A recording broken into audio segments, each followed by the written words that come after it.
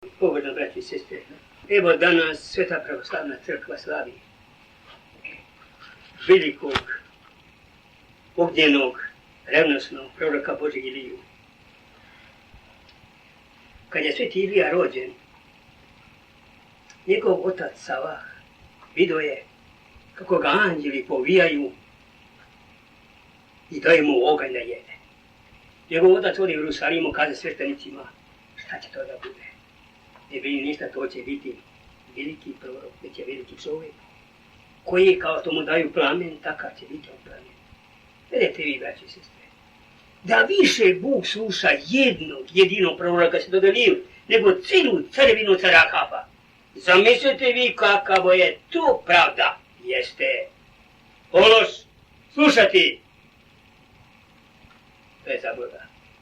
On je tako bio revnosan. A Izraelci su se tako pokvarili da su pravili bogove i klanjali se bogovima. Naprave junicu i stave na sred grada i sad ima da se klanja junici kipu kao bog. I druge razne bogove. Sveti Ilija se molio Bogu i Bog mu je uslišio molitvu. Gde je ta priroda bila onda da kiša padne? Njegovim ustima on je rekao caru Ahabu, dokle ja ne kažem mojim ustima neće da bude kiša. Zamislite vi, Bog nije htio da bude lažan prorok što je rekao da to ne bude istina. I on je pitao Ilija da pustimo kišu. Ne, makar ja umro sa njima. Imaju da se popravili kod crkve svi. Zamislite vi tako, on je tako bio revnosan. On je predložio, dižao kod cara i kaže care, a sretnega jedan sluga Avdija carev. Tražili svuda Iliju da vide, sigurno on napravio ovu nesreću da ne padne kiša. 3,5 godine, braćo, mnogo je godina dana, 3,5 godine da ne padne kiša, to je strašno. Kaže on Avdiji, idi kari caru. Evo ide prorok kod tebe da dođe. Molim te, nemoj da me izigravaš. Kako ja da odem kod cara da kažem, a tebe duh odvede na drugom mjestu, on će mene ubije. Idi, kad ti kažem, neće reći. On kaže caru, i car je izašao sa počastima, sa svitom, da dočeka Iliju. Ti si taj, kaže mu car, koji ne nosiš nesreću našem narodu. Ne ja, care, nego ti. Ti si ostavio pravoga Boga i praviš bogove od gline, od vrata, od bakara i klanjaš se njima. Tvoje će carstvo propasti. Nego ti kažem jedno, naređujem. Dovedi sve tvoje proroke na goru Karmil, da vidimo čiji je Bog istiniti. 2 junca raspolovite, jednog junca raspolovite pola menja, pola vama. I da prinisemo žrtvu Bogu. Tako je onda je bilo da se žrtva prinosila Bogu. Da polješ nešto i meteš na vrh drva. I onda ne je vidjeno se, ako dim ide pravo, Bog ti prinosi. Ali nećemo da potpaljujemo vatru. Na čija drva padne oganj, sama se zapale. On će da bude istiniti, a drugi mora da bude zaklan. Bravo! Ti se rekli, dobro je njegov predlog. Ja počeo sam. Ajde prvo vi, vas ima mnogo više. 450 lažnih proroka. Pa prvo vi vratite. Oni su se molili, Bože vale, kao se te Bog vale. Usliši nas, parili su se nošem, da ih Bog usliši. Ma vi ćete malo jače, možda te baš Bog zaspao. Možda tiše na godišnji odmor. Vi ćete malo, kaže, možda se nešto zanio, nešto se snio, pa mu ne može se razboravio od sna. Vi ćete jače. Vi će oni jače nešto. Da, sad ću da. Izručite na moja drva 12 kofa vode. Iskopajte jende okolo da ta voda ide vjernicima. 12 kofa vode izručite na njegova drva. Bili su puni, oni vjernici, bili su puni sa vodom. Gospode, koji si ti stvorio čoveka i vladaš ovim svetom, učini da se ova drva zapale, da vide svi da si ti jedini istiniti. Zapale se drva, mokra, ne samo drva, izgorela je i voda. Se mislite da voda hoće da gori? Hoće kod Božjeg čoveka. Ali sad, počeli da beže, ne da ne pobegne nijedan. I on je svojom rukom poklao 450 lažnih proroka. A posle, kad je čula to, car je bio vernik, ali uzeo ženu Jezabelju koja se klanjala kipovima. I ona ga obratila da se klanja kipovima. Kad je ona to čula, ona je poslala 50 njih da ga dovedu kod cara da ga ubije. Kad su oni došli, on je se molio Bogu. Dođe jedan koji je predvodio tu 50-toricu. Kaže, naredio je car, odmah ideš kod njega da ti sudi. Gospode, neka siđe oganj sa neba. Prvo neka se gori ovoga koji predvodi njih, pa sve njih. Zavorili se, kao ratija. Car dolazi, šalje drugu 50-toricu. Da mora da dođe.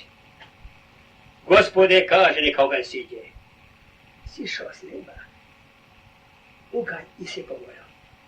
Šalje treću 50-toricu, ali onaj baka klečeći, puzeći i kaže, molim te, proroče Božji, ako ti hoćeš, car je poručio, zamolio te da dođeš.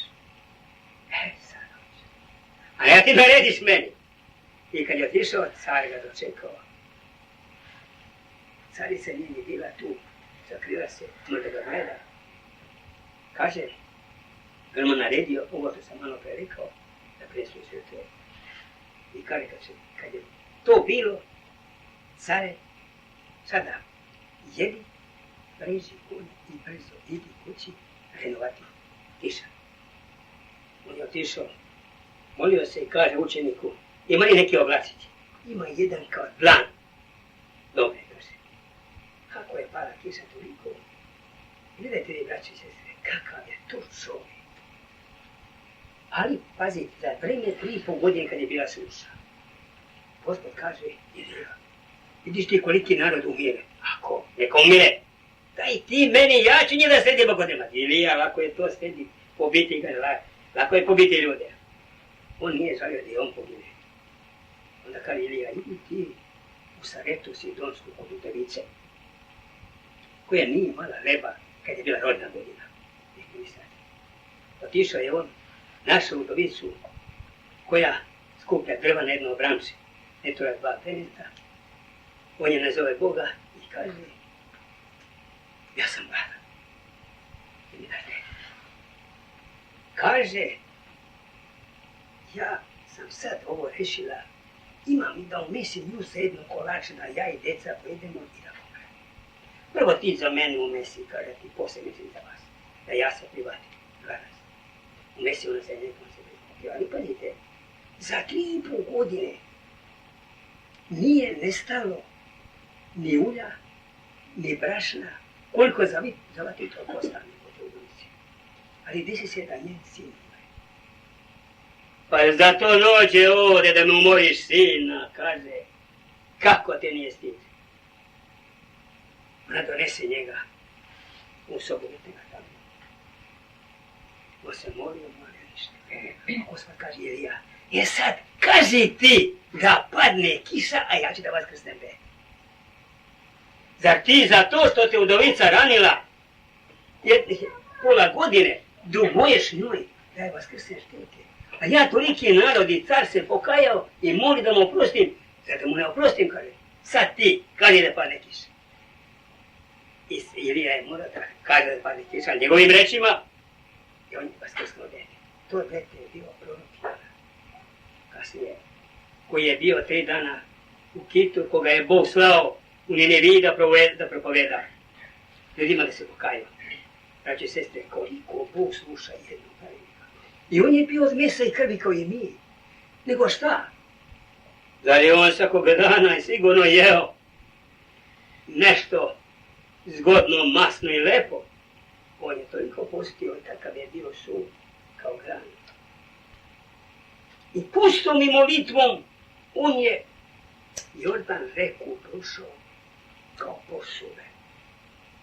Elisej, njegov učenik, kad je bio kod njega, šta hoćeš pre nego se ja uznesem na nebo?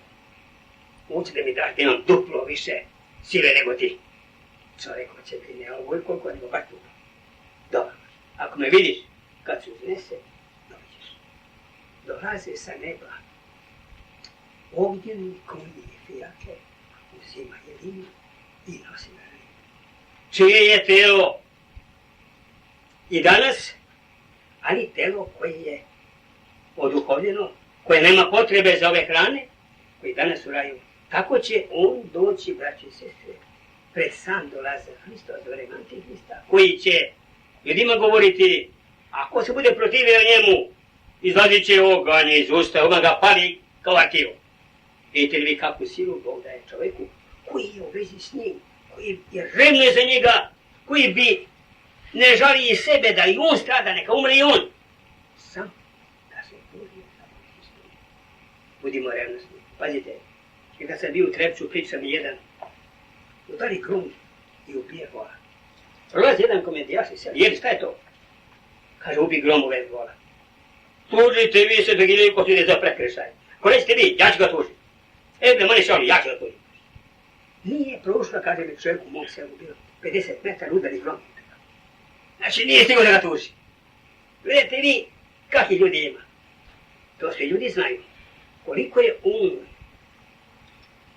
on imao u horinskom prologu, čitali ste, kad je neka žena katolkinja uzela da mesi na današnji dan. Danas se sjetila, ne, kad je prošla sjetila.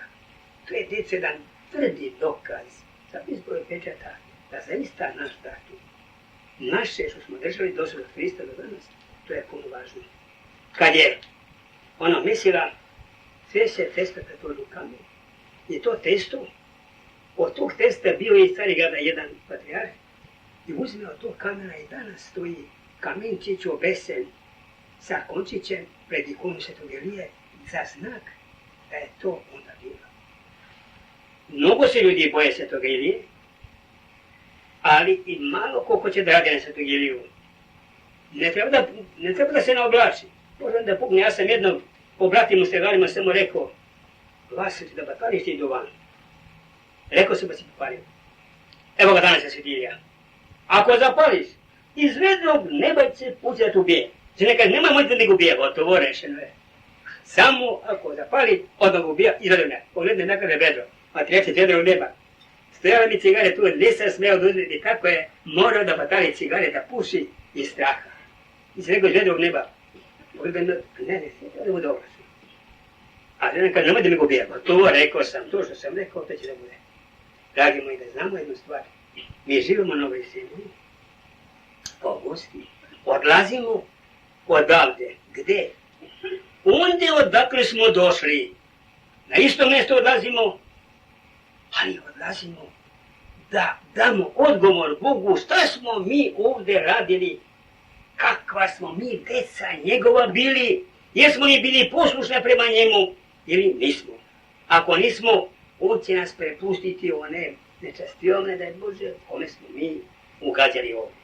Neka bi Gospod dao i Iliju, sve toga njegovu silu i moć, da pobedimo svako zlo, da budemo carstvo nebeskom zajedno sa njim. Slava tebi, Hriste, Bože, povanje naše, slava tebi.